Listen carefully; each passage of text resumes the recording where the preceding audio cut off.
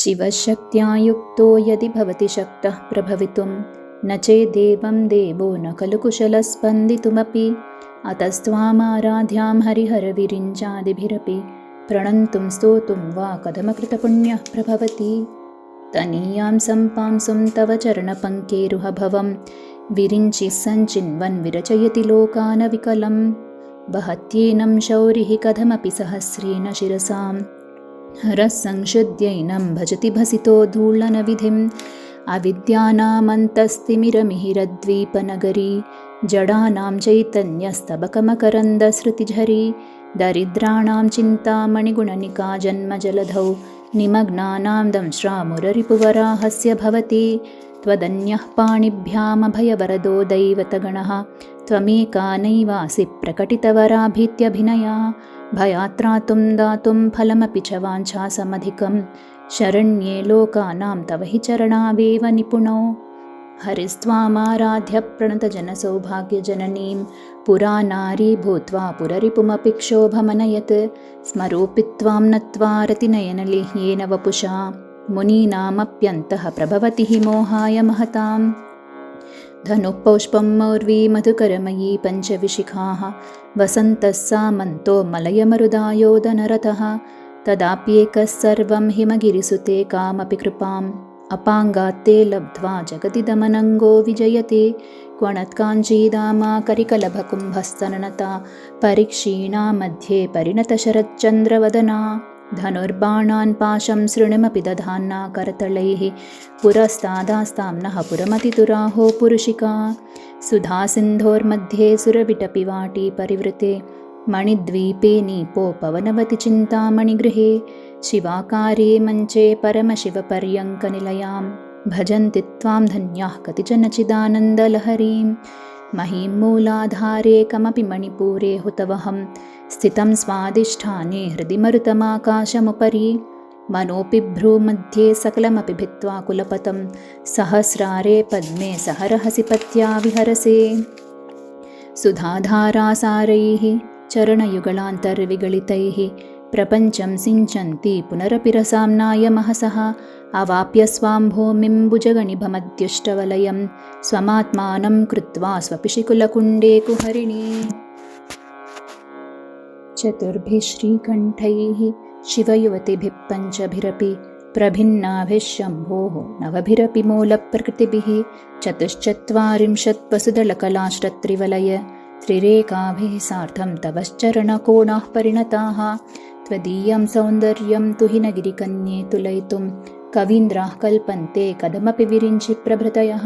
यदा लोकौत्सुक्यादमरललना यान्ति मनसा तपोभिर्दुष्प्रापाम् अपि गिरिशसायुज्य पदवीं नरं वर्षीयां संनयनविरसं नर्मसुजडं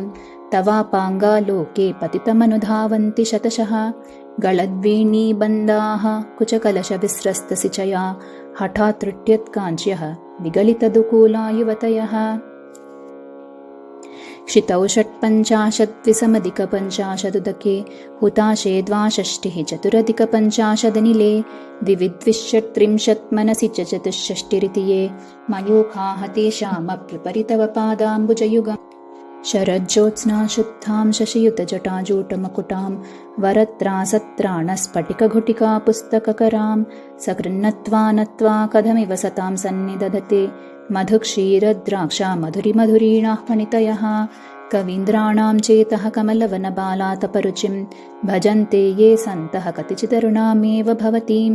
विरिञ्चिप्रेयस्याः तरुणतरशृङ्गारलहरी गभीराभिर्वाग्भिर्विदधति सतां रञ्जनममी सवित्रीभिर्वाचां शशिमणिशिलाभङ्गरुचिभिः वशिन्याद्याभिस्त्वां सहजननि सञ्चिन्तयति यः सकर्ता काव्यानां भवति महतां भङ्गिरुचिभिः वचोभिर्वाग्देवी वदनकमलामोदमधुरैः तनुच्छायाभिस्ते तरुणतरणिश्रीसरणिभिः दिवं सर्वाम् उर्वीम् अरुणिमणिमग्नां स्मरति यः भवन्त्यस्यत्रस्यद्वनहरिणशालीननयनाः सहोर्वश्यावश्याः कति न गीर्वाणगणिकाः मुखं बिन्दुं कृत्वा कुचयुगमदस्तस्य तदधोः हरार्धं ध्यायेद्यो हरमहिषिते मन्मथकलाम् स सद्यः संक्षोभं नयति वनिता इत्यतिलघु त्रिलोकीमप्याशु भ्रमयति रवीन्दुस्तनयुगाम् किरन्तीमङ्गेभ्यः किरणनिकुरुम्बामृतरसं हृदि त्वामाधत्ते हिमकरशिलामूर्तिमिव यः स सर्पाणां दर्पं शमयति शकुन्ताधिपैव ज्वरप्लुष्टान् दृष्ट्या सुखयति सुधाधारसिरया तटिल्लेखा तन्वीं तपनशशिवैश्वानरमयीं निषण्णां षण्णामप्युपरि कमलानां तव कलां महापद्माटव्यामृतमलमायेन मनसा महान्तः पश्यन्तः ददति परमाह्लादलहरीं भवानि त्वं दासे मयि वितरदृष्टिं सकरुणाम् इति स्तोतुं वाञ्छन् कथयति भवानि त्वमिति यः तदैव त्वं तस्मै दिशसि निजसायुज्यपदवीं मुकुन्दब्रह्मेन्द्र स्फुटमकुटनीराजितपदां त्वया हृत्वा वामं वपुरपरितृप्तेन मनसा शरीरार्थं शम्भोः अपरमपि शङ्के हृतमभूत् यदेतत्त्वद्रूपं सकलमरुणाभं त्रिनयनं कुचाभ्यामानम्रं कुटिलशशिचूडालमकुटम् जगत्सूते धाता हरिरवतिरुद्रक्षपयते तिरस्कुर्वन् एतत् स्वमपि पुरीशस्तिरयति सदा पूर्वः सर्वं तदिदमनुगृह्णाति च शिवः तवाज्ञामालम्ब्य क्षणचलितयोः भ्रूलतिकयोः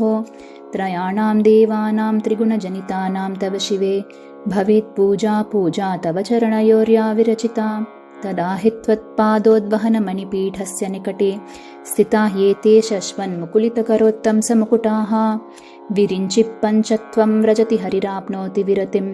विनाशं कीनाशो भजति धनदो याति निधनं वितन्द्री माहेन्द्री विततिरपि सम्मीलितदृशा महासंहारेऽस्मिन् विहरति सति त्वत्पतिरसौ जपो जल्पशिल्पं सकलमपि मुद्रा विरचना गतिः प्रादक्षिण्यक्रमणमशनाद्याहुतिविधिः प्रणामः संवेशः सुखमखिलमात्मार्पणदृशा सपर्यापर्यायस्तव भवतु यन्मे विलसितं सुधामप्यास्वाद्य प्रतिभयजरा मृत्युहरिणीं विपद्यन्ते विश्वे विदिशतमखाद्यादिविशदः कराळं यच्छ्वेलं कबलितवतः कालकलना न शम्भोस्तन्मूलं तव जननिताटङ्कमहिमा किरीटं वैरिञ्चं परिहरपुरः कैटबबिदः कठोरे कोठीरे स्खलसि जहि जम्भारिमकुटं प्रणम्रीष्वेतेषु प्रसभमपयातस्य भवनं भवस्याभ्युत्थाने तव परिजनोक्तिर्विजयते स्वदेहोद्भूताभिर्गृणिभिरणिमाद्याभिरभितो निषेव्ये नित्ये त्वामहमिति सदा भावयति यः किमाश्चर्यं तस्य त्रिनयनसमृद्धिं तृणयतो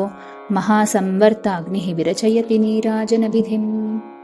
चतुष्षष्ट्या तन्त्रैः सकलमतिसन्धाय भुवनं स्थितस्तत्तत्सिद्धिप्रसवपरतन्त्रैः पशुपतिः पुनस्त्वन्निर्बन्धादखिल पुरुषार्धैकघटना स्वतन्त्रं ते तन्त्रं क्षितितलमवातीतरदिदं शिवशक्तिः कामः क्षितिरदरविश्शीतकिरणः स्मरोऽहंसश्चक्रः तदनु च परामारहरयः अमीहृल्लेकाभिः तिसृभिरवसानेषु घटिताः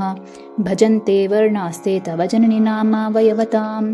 स्मरं योनिं लक्ष्मीं त्रितयमिदमादौ तव मनोः निधायैके नित्ये निरवधि महाभोगरसिकाः भजन्ति त्वां चिन्तां मणिगुणनिबद्धाक्षवलयाः शिवाग्नौ जुह्वन्तः सुरभिकृतधाराहुतिशतैः शरीरं त्वं शम्भोः शशिमिहिरवक्षोरुहयुगं तवात्मानं मन्ये भगवति नवात्मानमनघम् अतस्येषः शेषीत्ययमुभयसाधारणतया स्थितः सम्बन्धो वां समरसपरानन्दपरयोः मनस्त्वं व्योमत्वं मरुदसि मरुत्सारधिरसि त्वमापः त्वं भूमिः त्वयि परिणतायां नहि परं त्वमेव स्वात्मानं परिणमयितुं विश्ववपुषा चिदानन्दाकारं शिवयुवति भावेन बिभृशे तवाज्ञाचक्रस्तं तपनशशिकोटिद्युतिधरं परं शम्भुं वन्दे परिमिलितपार्श्वं परचिता यमाराध्यन् भक्त्या रविशशिशुची नाम विषये निरालोके लोके निवसति हि भालोकभुवने विशुद्धौ ते शुद्धस्फटिकविशदं व्योमजनकं शिवं सेवे देवीमपि शिवसमानव्यवसितां ययोः कान्त्या यान्त्याः शशिकिरणसारोप्य सरणेः विधूतान्तर्ध्वान्ता विलसति चकोरीव जगति समुन्मीलत्संवित्कमलमकरन्दैकरसिकं भजेऽहं सद्वन्द्वं किमपि महतां मानसचरं यदालापातष्टादशगुणितविद्यापरिणतिः यदा दत्ते दोषाद् गुणमखिलमद्भ्यः पयैव तव स्वादिष्ठाने हुतवहमधिष्ठाय निरतम् तमीडे संवर्तं जननि महतीं तां च समयां यदा लोके लोकान् दहति महसि क्रोधकलिते दयार्द्राया दृष्टिः शिशिरमुपचारं रचयति तटित्वन्तं शक्त्यातिमिरपरिपन्थिस्फुरणया स्फुरन्नानारत्नाभरणपरिणद्धेन्द्रधनुषं तव श्यामं मेघं कमपि मणिपूरैकशरणं निषेवे वर्षन्तं हरमिहिरतप्तं त्रिभुवनम् तवाधारे मूले सहसमयया लास्यपरया नवात्मानं मन्ये नवरसमहाताण्डवनटम् उभाभ्यामेताभ्याम् उदयविधिमुद्दिश्य दयया सनाताभ्यां जज्ञे जनकजननीमज्जगदिदं गतैर्माणिक्यत्वं गगनमणिभिः सान्द्रघटितं किरीटं ते हैमं हिमगिरिसुते कीर्तयति यः स नीडे यच्छायाच्चूर्णशबलं चन्द्रशकलं धनुःशौणासीरं किमिति न निबध्नाति दिषणाम् धुनोतु ध्वान्तं न स्तुलितदलितेन्दीवरवनं घनस्निग्धस्लक्ष्णं चिकुरनिकुरुम्बं तव शिवे यदीयं सौरभ्यं सहजमुपलब्धुं सुमनसो वसन्त्यस्मिन्मन्ये बलमथनवाटी विटपिनां तनोतु क्षेमं नस्तव वदनसौन्दर्यलहरी परिवाहः स्रोतः सरणिरिव सीमन्तसरणिः वहन्ती सिन्दूरं प्रबलकबरी भारतिमिर द्विषां वृन्दैः बन्दीकृतमिव नवीनार्ककिरणम् अराळै स्वाभाव्यात् अलिकलबसश्रीभिरलकैः परीतं ते वक्त्रं परिहसति पङ्केरुहरुचिं दरस्मेरे यस्मिन् दशनरुचिकिञ्जल्करुचिरे सुगन्धौ माद्यन्ति स्मरदहनचक्षुः मदलिहः ललाटं लावण्यद्युतिविमलमाभाति तव यत् द्वितीयं तन्मन्ये मकुटघटितं चन्द्रशकलं विपर्यासन्न्यासात् उभयमपि सम्भूय चमितः सुधालेपस्यूतिः परिणमतिराकाहि मकरः भ्रुवौ भुग्ने किञ्चिद्भुवनभयभङ्गव्यसनिनि त्वदीये नेत्राभ्यां मधुकररुचिभ्यां धृतगुणं धनुर्मन्ये सव्येतरकरगृहीतं रतिपतेः प्रकोष्ठे मुष्टौ च स्थगयति निगूढान्तरमुमे अहसूते सव्यं तव नयनमर्कात्मकतया त्रिया मां वामं ते सृजति रजनीनायकतया तृतीया ते दृष्टिः दरदलितहेमाम्बुजरुचिः समाधत्ते सन्ध्यां दिवसनिशयोरन्तरचरीम्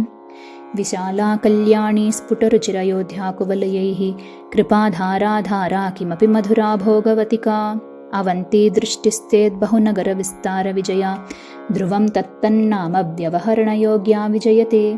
कवीनां सन्दर्भस्तबकमकरन्दैकरसिकं कटाक्षव्याक्षेपभ्रमरकलभौ कर्णयुगलम् अमुञ्चन्तौ दृष्ट्वा तव नवरसास्वादतरलौ असूयासंसर्गाद् अनिकनयनं किञ्चिदरुणम् शिवे शृङ्गारार्द्रा तदितरजने कुत्सनपरा सरोषा गङ्गायां गिरिशचरिते विस्मयवती हराहिभ्यो भीता सरसिरुह सौभाग्यजननी सखीषु स्मेरा ते मयि जननि दृष्टिः सकरुणा गते कर्णाभ्यर्णं गरुतैव पक्ष्माणि दधति पुराम्भेत्तुश्चित्तप्रशमरसविद्रावणफले इमे नेत्रे गोत्राधरपतिकुलोत्तंसकलिके तवा कर्णाकृष्ठस्मरशरविलासं कलयतः विभक्तत्रैवर्ण्यं यतिकरितलीलाञ्जनतया विभाति त्वन्नेत्रत्रितयमिदमीशानदयिते पुनः स्रष्टुं देवान् द्रुहिणहरिरुद्रानुपरतान् रजःसत्त्वं बिभ्रत्तमैति गुणानां त्रयमिव पवित्रीकर्तुं नः पशुपतिपराधीनहृदये दयामित्रैर्नेत्रैररुणधवलश्यामरुचिभिः न दशोणो गङ्गातपनतनयेति ध्रुवममं त्रयाणां तीर्थानामुपनयसि सम्भेदमनघं निमेषोन्मेषाभ्यां प्रलयमुदयं याति जगति तवेत्याहुः सन्तो धरणिधरराजन्यतनये त्वदुन्मेषाज्जातं जगदिदमशेषं प्रलयतः परित्रातुं शङ्के परिहृतनिमेषास्तव दृशः तवापर्णे कर्णे जपनयनपैशून्यचकिता निलीयन्ते तो ये नियतमणिमेषाः शफरिकाः इयं च श्रीर्बद्धच्चदपुटकवाटं कुवलयं जहाति प्रत्यूषे निशिचविघटय्य प्रविशति दृशाद्राघीयस्यादरदलितनीलोत्पलरुचा दवीयां संदीनं स्नपय कृपया मामपि शिवे अनेनायं धन्यो भवति न च ते हानिर्यता वने वा हर्म्ये वा समकरनिपातो हि मकरः अराळं ते पालीयुगलमगराजन्यतनये न केशामाधत्ते कुसुमशरकोदण्डकुतुकं तिरश्चीनो यत्र श्रवणपथमुल्लङ्घ्य विलसन् अपाङ्गव्यासङ्गो दिशति शरसन्धानदिषणाम् स्फुरद्गण्डाभोगप्रतिफलितताटङ्कयुगलं चतुश्चक्रं मन्ये तव मुखमिदं मन्मथरथं यमारुह्य द्रुह्यत्यवनिरधमर्केन्दुचरणं महावीरो मारः प्रमथपतये सज्जितवते सरस्वत्याः सूक्तिः अमृतलहरी कौशलहरीः पिबन्त्याः शर्वाणि श्रवणचुलुकाभ्यामविरलं चमत्कारश्लाघाचलितशिरसः कुण्डलगणो झनत्कारैस्तारैः प्रतिवचनमाचष्टैव ते असौ नासा वंशः तुहिनगिरिवंशध्वजपटि त्वदीयो नेदीयः फलतु फलमस्माकमुचितं वहत्यन्तर्मुक्ताः शिशिरकरनिश्वासगलितं समृद्ध्या यत्तासां बहिरपि समुक्ता मणिधरः प्रकृत्या रक्तायास्तव सुदतिदन्तच्छदरुचेः प्रवक्ष्ये सादृश्यं जनयतु फलं विद्रुमलता न बिम्बं तद्बिम्बप्रतिफलनरागातरुणितं तुलामध्यारूढुं कथमिव विलज्जेत कलया स्मितज्योत्स्नाजालं तव वदनचन्द्रस्य पिबतां चकोराणामासीत् अतिरसतया चेञ्चुजडिमा अतस्ते शीतांशोः अमृतलहरीमाम्लरुचयः पिबन्ति स्वच्छन्दं निशिनिशिभृशं काञ्जिकधिया अविश्रान्तं पत्युर्गुणगणकथाम्रेडनजपा जपा पुष्पच्छाया तव जननि जिह्वा जयति सा यदग्रासीनायाः स्फटिकदृशदच्छविमयी सरस्वत्या मूर्तिः परिणमति माणिक्यवपुषा रणे जित्वा दैत्यान् अपहृतशिरस्त्रैः कवचिभिः निवृत्तैः चण्डां शत्रिपुरहरनिर्माल्यविमुखैः विशाखेन्द्रोपेन्द्रैः शशिविशदकर्पूरशकला विलीयन्ते मातस्तव वदनताम्बूलकबलाः विपञ्च्या गायन्ती विविधमपदानं पुररिपोः त्वयारब्धे वक्तुं चलितशिरसा साधुवचने तदीयैर्माधुर्यैरपलपिततन्त्रीकलरवां निजां वीणां वाणी निचुलयति चोलेन निभृतं कराग्रेण स्पृष्टं तुहिनगिरिना वत्सलतया गिरीशेनोदस्तं मुहुः अधरपानाकुलतया करग्राह्यं शम्भोः मुखमुखुरवृन्तं गिरिसुते कथंकारं ब्रूमः तव चुबुकमौपम्यरहितं भुजाश्लेषान्नित्यं पुरदमयितुः कण्ठकवती तव ग्रीवा दत्ते मुखकमलनालश्रियमियं स्वतश्वेता काला गुरुबहुलजम्बालमलिना मृणालीलालित्यं वहति यददोहारलतिका गले रेखास्तिस्रो गतिगमकगीतैकनिपुणे विवाहव्यानद्धप्रगुणगुणसङ्ख्या प्रतिभुवः विराजन्ते नानाविधमधुररागाकरभुवां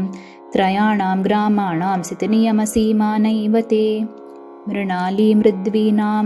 तव भुजलतानां चतुसृणां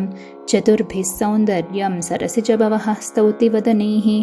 नखेभ्यः सन्त्रस्यन् प्रथममधनादन्दकरिपोः चतुर्णां शीर्षाणां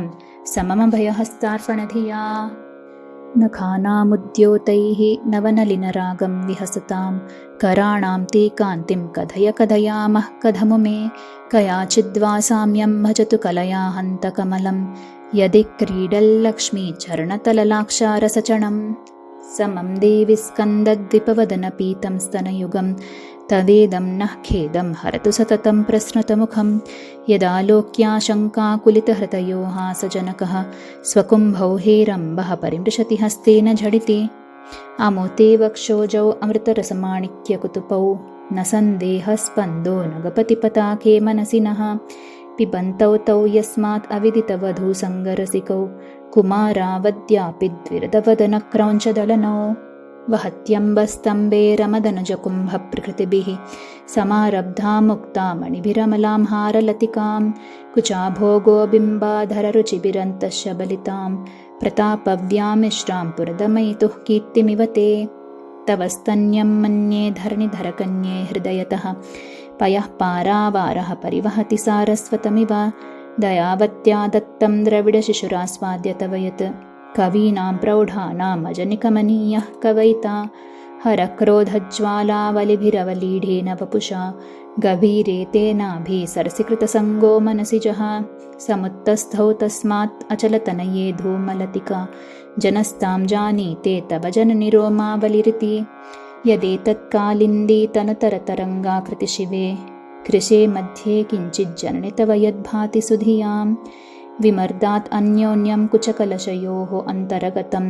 तनोभूतं व्योमप्रविशदिवनाभिं कुहरिणीं स्थिरो गङ्गावर्तः स्तनमुकुलरोमावलिलता कलावालं कुण्डं कुसुमशरतेजोहुतभुजः रतिर्लीलागारं किमपि तव नाभिर्गिरिसुते बिलद्वारं सिद्धेः गिरिशनयनानां विजयते निसर्गक्षीणस्य स्तनतटभरेण क्लमजुषो नमन्मूर्तेः नारी तिलकशनकैः त्रिट्यतैव चिरं ते मध्यस्य त्रिटिततटिनी तीरतरुणा समावस्थास्तेम्नो भवतु कुशलं शैलतनये कुचौ सद्यस्विद्यत्तटघटितकूर्पासभिदुरौ कषन्तौ दोर्मूले कनककलशाभौ कलयता तव त्रातुं भङ्गात् अलमिति वलग्नं तनुभुवा त्रिधा नद्धं देवि त्रिवलिलवलीवल्लिभिरिवा गुरुत्वं विस्तारं क्षितिधरपतिः पार्वतीनिजात् नितम्बाद् आच्छिद्य त्वयि हरणरूपेण निदधे अतस्ते विस्तीर्णो गुरुरयमसीषां वसुमतीं नितम्बक्प्राग्भारः स्थगयति लघुत्वं नयति च करीन्द्राणां शुण्डान् कनककदलीकाण्डपटलीम् उभाभ्यामोरुभ्याम् उभयमपि निर्जित्य भवति सुवृत्ताभ्यां पत्युः प्रणतिकठिनाभ्यां गिरिसुते विधिज्ञे जानुभ्यां विबुधकरिकुम्भद्वयमसि पराजेतुं रुद्रं द्विगुणशरगर्भौ गिरिसुते निषङ्गौः जङ्घेते विषमविशिखो बाढमकृत यदग्रे दृश्यन्ते दशशरफलाः पादयुगली नखाग्रच्छद्मानः सुरमकुटशानैकनिशिताः श्रुतीनां मूर्धानो ददति तव यौ शेखरतया ममाप्येतौ मातः शिरसि दयया देहि चरणौ ययोः पाद्यं पातः पशुपतिजटाजूटतटिनी ययोः लाक्षा लक्ष्मीः अरुणहरिचूडामणिरुचिः नमो वाकं ब्रूमो नयनरमणीयाय पदयोः तवास्मै द्वन्द्वाय स्फुटरुचिरसालक्तकवते असूयत्यत्यन्तं यदभिहननाय स्पृहयते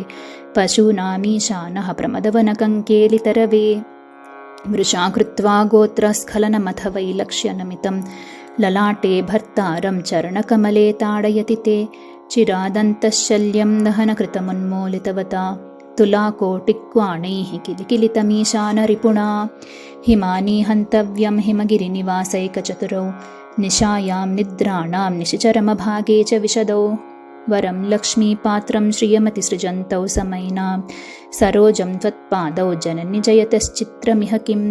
पदं ते कीर्तीनां प्रपदमपदं देवि विपदां कथं नीतं सद्भिः कठिनकमठी कर्परतुलां कथं वा बाहुभ्याम् उपयमनकाले पुरभिदा यदा दायन्यस्तं दृशति दयमानेन मनसा नखैर्नाकस्त्रीणां करकमलसङ्कोचशशिभिः तरूणां दिव्यानां हसत इव ते चण्डिचरणौ फलानि स्वस्तेभ्यः किसलयकराग्रेण ददतां दरिद्रेभ्यो भद्रां श्रियमनिशमह्नाय ददतौ